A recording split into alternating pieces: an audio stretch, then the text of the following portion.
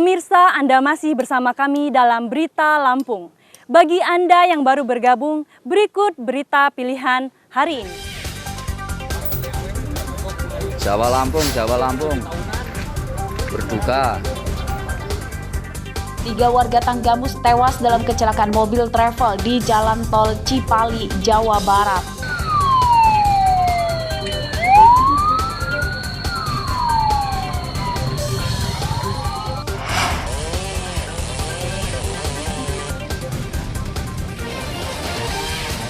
Pohon jati berukuran besar tumbang menimpa mobil dan motor di minimarket Kemiling, Bandar Lampung.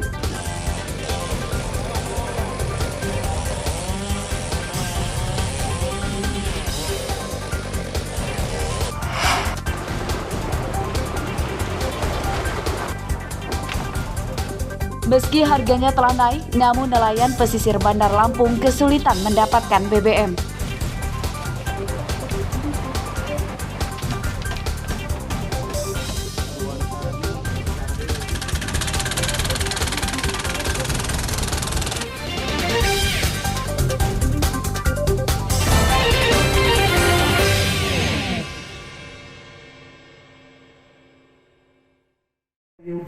Bulan Agustus dan bulan September. Dua warga Kecamatan Rumbia, Lampung Tengah ditangkap polisi Polairut Polda Lampung Selasa siang. Wahyudin dan Zarkawi ditangkap karena menambang pasir di Sungai Pegadungan, Desa Rantau Jaya Ilir, Kecamatan Rumbia secara ilegal selama 2 tahun. Polisi menyita 2 kapal tongkang, peralatan penyedot pasir, dan 18 kubik pasir hasil penambangan ilegal. Pasir hasil menambang secara ilegal itu dijual tersangka kepada warga sekitar hingga keluar kota. Pasir dijual dengan harga di bawah rata-rata harga pasir pada umumnya dengan sistem pemesanan terlebih dahulu. Dua pelaku ini adalah yang diduga sebagai pemilik perahu, ya, sekaligus mereka yang berusaha atau menggali pasir itu, ya. Nanti kita kembangkan penyidikannya apabila ada di belakangnya pemodalnya dan segala macam, ya. Kalau kita lihat barang bukti kan sementara 2 kubik, ya, yang satu perahu, yang satunya 16 kubik, ya.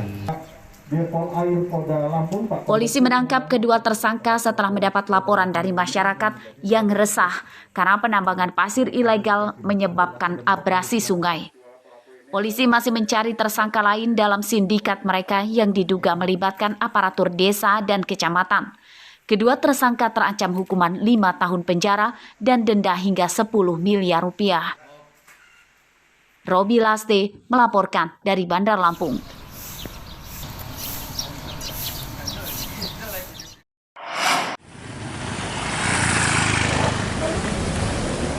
Seorang terdakwa pemerkosaan putri kandung Selasa siang divonis Ketua Hakim Pengadilan Negeri Tanjung Karang, Bandar Lampung dengan hukuman 20 tahun penjara dan denda uang 1 miliar rupiah subsidiar 6 bulan penjara. Terdakwa berinisial SM berusia 48 tahun, warga Teluk Betung Barat, Bandar Lampung. SM ditangkap pada 13 Mei 2022 lalu setelah dilaporkan oleh keluarganya yang mendapat laporan dari korban berusia 15 tahun. Pemerkosaan oleh SM dilakukannya berulang kali sejak tahun 2019 saat istrinya sedang pergi. SM mengancam akan menganiaya dan membunuh ibu korban jika menceritakan aibnya kepada orang lain. Kasusnya terungkap setelah korban akhirnya memberanikan diri mengadu ke keluarganya dan ke polisi. Tindakan ini sudah dilakukan dalam kurun waktu 3 tahun ke belakang, dari mulai 2019 sampai terakhir bulan puasa kemarin, ya. Adapun korban pada saat jadi korban tersebut masih berumur 12 tahun. Terjadi hingga umur korban 15 tahun. Jadi kalau misalnya nanti cerita kemana-mana, ibunya nanti akan dibunuh. Jadi takut, anaknya juga takut ada apa dengan ibunya sehingga tidak berani cerita. Polisi bekerja sama dengan Dinas Sosial Bandar Lampung untuk penyembuhan trauma korban. Arsadi Saputra melaporkan dari Bandar Lampung. serabutan. Inisial korban petani dia.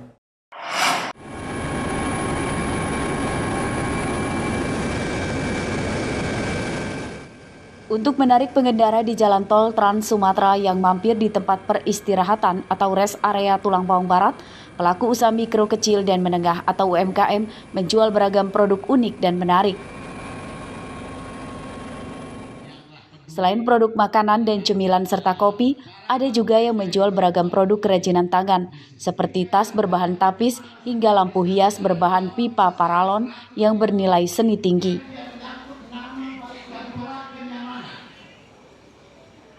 Meski dirasa belum seramai jalan tol di Jawa, para pelaku UMKM optimistis kesabaran mereka nantinya akan memetik hasil manis. Meski demikian, mereka masih membutuhkan bantuan modal untuk mengembangkan usahanya. Kami juga di sini kan masih banyak perlu mencari pengalaman lah Pak. Artinya ilmu-ilmu yang kami dapat, yang kami butuhkan tuh masih belum banyak gitu ya.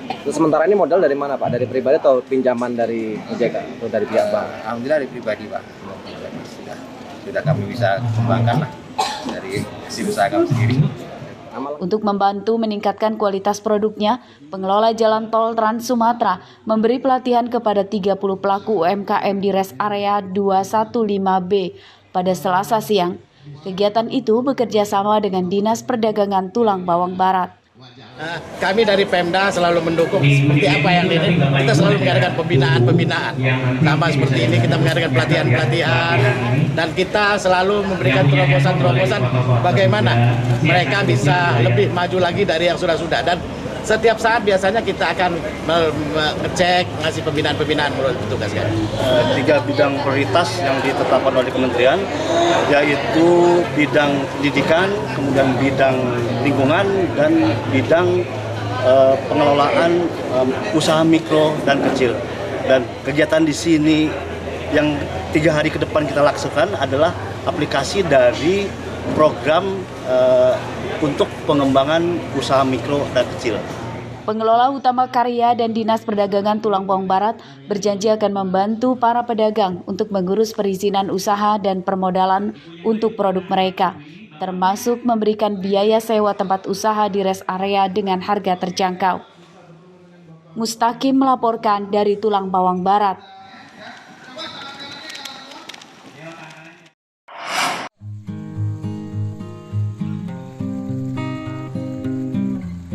Beginilah keseharian Adit Azul.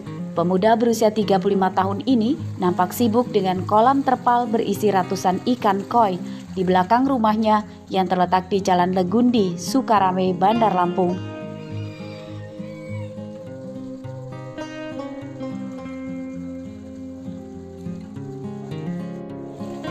Adit membangun beberapa kolam terpal bundar tempat pembesaran ikan koi. Hanya dalam waktu 3 bulan, ikan koi dari tempat kerja yang dinamai Siger Koi Lampung langsung dikenal oleh pecinta koi.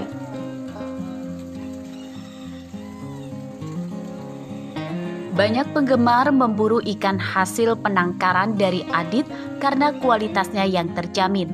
Ikan koi yang dijual jenis F1, nama lain untuk sebutan ikan hasil pemijahan dari indukan impor Jepang. Lihat saja warna ikan koi di tempatnya ini sungguh membuat para penggemarnya langsung jatuh hati. Keistimewaannya hasil silangan indukan Jepang, sering disebut F1. Jadi keistimewaannya ikannya F1, kualitas warnanya, naiknya, kategorinya bisa dilihat sendiri. Kemudian soal harga gimana? Kalau soal harga kita bersaing, insya Allah harga kita masih relatif stabil gitu, masih di bawah angka pasaran teman-teman yang lain. Dengan kualitas F1 tadi, ya kan? Adit mulai membudidaya ikan koi ketika pandemi COVID-19 memuncak, saat pemerintah meminta masyarakat mengurangi beraktivitas di luar rumah. Adit justru menemukan sumber rezeki di masa itu.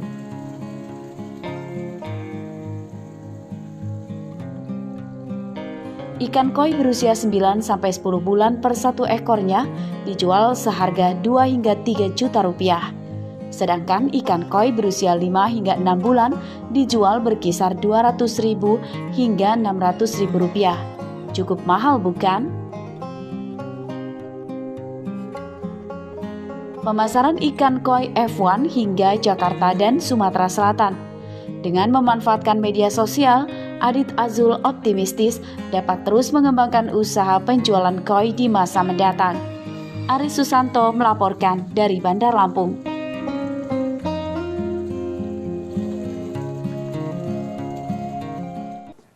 Pemirsa, informasi tadi sekaligus menutup perjumpaan kita pada pagi hari ini. Saya Ine Hermayani beserta seluruh redaksi yang bertugas berterima kasih. Selamat beraktivitas kembali. Sampai jumpa.